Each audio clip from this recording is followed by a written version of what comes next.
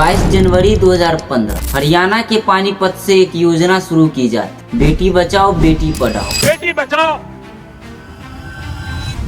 बेटी पढ़ाओ। इस योजना का मुख्य उद्देश्य था देश के गिरते लिंग अनुपात को रोकना और बेटियों के शिक्षा के क्षेत्र में आगे बढ़ाना। लेकिन इस योजना के घोषणा के सालों बाद जब देश भर से आई हजारों छात्र दिल्ली के मुखर्जी नगर, डीयू और जंतर मंतर पर आए अपने बुनियादी अधिकारों जैसे सस्ते हॉस्टल, कैंपस की सुरक्षा और समय पर शिक्षा करवाने की मांग लेकर उतरी, तो उसके साथ क्या हुआ जानते हो?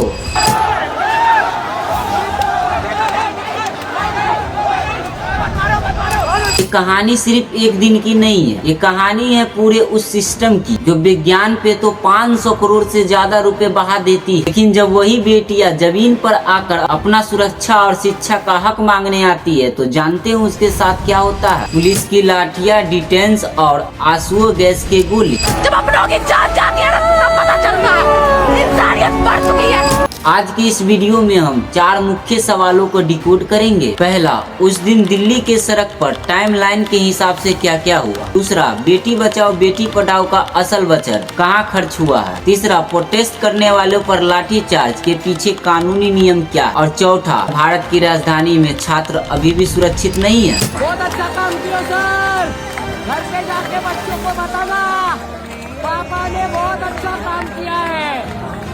बच्चों को मार के हंस रहे हो, प्राउड महसूस करना, प्राउड।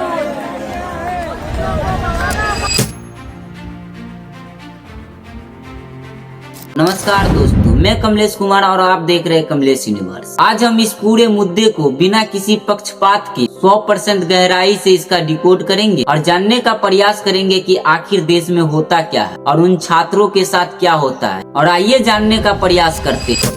सुबह के 10 बजे दिल्ली की अलग अलग यूनिवर्सिटी से मुखर्जी नगर के कोचिंग हब और कॉलेज के छात्र आए दिल्ली में प्रदर्शन स्थल पर इकट्ठा होना शुरू हुआ, हाथ में तकिया, तिरंगा और अपने मांगों की लिस्ट लेकर। दोपहर 1 बजे छात्रों का प्रतिनिधि मंडल प्रशासन के अधिकारियों को अपनी मांगों का ज्ञापन सौंपने की कोशिश करता है। मांगे क्या थी? महंगे पीजी किराए पे लगा और नए सरकारी हॉस्टल, कैंपस और सड़कों पर सीसीटीवी और बेहतर स्ट्रीट लाइट और परीक्षा पारदर्शी। दोपहर 3:30 बजे अधिकारी बातचीत की जगह ब्रिगेड्स की संख्या बढ़ा दी जाती है, भारी पुलिस बल तैनात होता है और माहौल तनाव पूर्ण होने लगता है। अब यहाँ से 2 सबसे बड़ी कानून की उल्लंघन सामने आती है। पहला उल्लंघन है महिला पुलिस बल की नियम। SOP के तहत महिला प्रदर्शनकारियों को नियंत्रण करने के लिए केवल और केवल महिला पुलिस कर्मियों को ही आगे करना चाहिए, लेकिन कई ग्राउंड की रिपोर्ट में साफ साफ देखा गया है कि पुलिस कर्मियों भी छात्र के साथ धक्का मुक्की और घीस तनाव के साथ नजर सामने आया है। और दूसरा उल्लंघन, पुलिस के मैनुअल के अनुसार किसी भी भीड़ को हटाने के लिए पुलिस को 3 स्टेप फॉलो करना चाहिए। पहला है लाउड स्पीकर, दूसरा है न्यूनतम बल जैसे कि वाटर कैन और तीसरा है लाठीचार्ज, केवल जब तब हिंसक या घातक हो जाए। लेकिन जो छात्र हाथ में किताब और पोस्टर लेकर सिर्फ नारे लगा रही थी, उन पर बल प्रयोग करना किसी कानून के मुताबिक सही था? यह सवाल अपने आप में बहुत बड़ा है और इसका जिम्मेदार कौन है? पुलिस वालों को देंगे, यूपीएससी की प्रिपरेशन करेंगे। अब मन नहीं कर रहा। पुलिस ऐसी होती है, पुलिस हमारे लिए होती है कि जिससे जो हमारी दिक्कत सुनने के लिए होती है कि किस लिए होती है।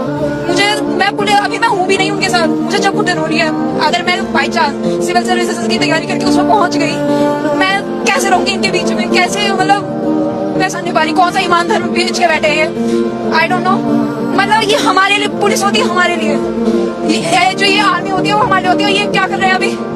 हम कौन सी गलती चीज मांग? अब आते हैं इस वीडियो के सबसे अहम और कड़वे हिस्से पर, पैसा और बजट। जब भी कोई योजना बनाती है तो दावा किया जाता है कि इससे जमीन पर बदलाव आएगा। बेटी बचाओ बेटी पढ़ाओ योजना का लेखा जोखा तहत दिसंबर 2021 में संसद पेश की गई महिला शक्तिकरण समिति की रिपोर्ट के मुताबिक, जिसकी अध्यक्ष खुद बीजेपी के सांसद डॉक्टर हिना गाप्ती थी, 2014-15 से 2019-20 के बीच बेटी बचाओ बेटी पढ़ाओ की योजना कुल जारी की गई। बजट लगभग 848 करोड़ था, लेकिन इस रिपोर्ट का सबसे हैरान करने वाला आंकड़ा सामने आया है। कुल फंड का लगभग 78.91% हिस्सा सिर्फ और सिर्फ विज्ञापनों, टीवी, कमर्शियल और अखबारों, होर्डिंग पर खर्च किया गया है। आप खुद सोच के देखिए, अगर योजना के 80% पैसा टीवी और अखबार के विज्ञापनों पे खर्चा हो जाएगा तो जमीन पर क्या दिखेगा। जैसे दिल्ली शहरों में गरीबी और मध्यमी वर्ग बेटियों के लिए नए हॉस्टल कौन बनाएगा। जो बेटियां दूर दराज के गाँव से दिल्ली पढ़ने आई है, उन्हें सीसीटीवी और सुरक्षित ट्रांसपोर्ट कैसे मिलेगा। यही वजह है कि दिल्ली के सड़कों पर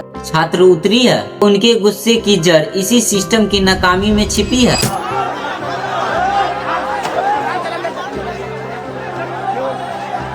अब जरा कानून और समाज के दृष्टिकोण से समझते हैं। भारतीय संविधान अनुच्छेद 19 में हर नागरिक को यह अधिकार दिया जाता है कि वो बिना हथियार के शांतिपूर्वक अपनी मांग रख सकता है। लेकिन जब ये छात्र छात्राएं अपनी जायज को मांग रखने के लिए, जैसे हॉस्टल फीस की सुरक्षा या पेपर लीक को लेकर सड़क पर उतरते हैं, तो सिस्टम 3 तरीकों से इन पे काम करता है।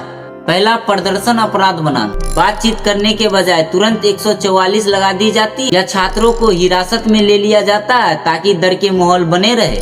दूसरा है मीडिया का नजरिया। मुख्य धारा का मीडिया अक्सर इन छात्रों की बुनियादी मांगों, हॉस्टल की सुरक्षा को दिखाने के बजाय मुद्दे को भटका देता है।